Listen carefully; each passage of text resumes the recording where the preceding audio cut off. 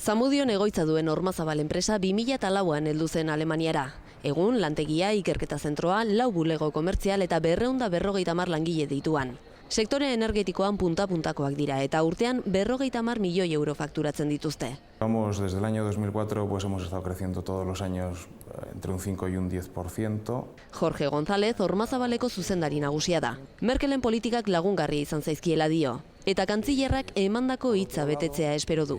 Merkel tenía un compromiso que había adquirido a lo largo de la pasada legislatura de hacer una inversión muy potente en las redes eléctricas de Alemania. Aurre ikusitako inbertsioari eustea, sektoreko beste euskal enpresentzat ere baikorra izango dela uste du. Y si realmente hay una inversión importante en redes eléctricas, eso se puede convertir en una gran oportunidad para la industria vasca del sector energético.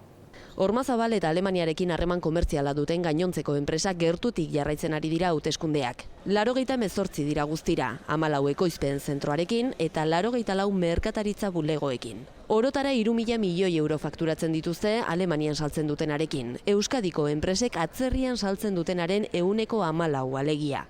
Jaurlaritzak aurki urtea amaitu baino lehen Muniken bulegoa irekiko duela aurre ikusi du. Izan ere, Frantziaren atzetik euskal esportazioentzat herrialde nagusia da Alemania.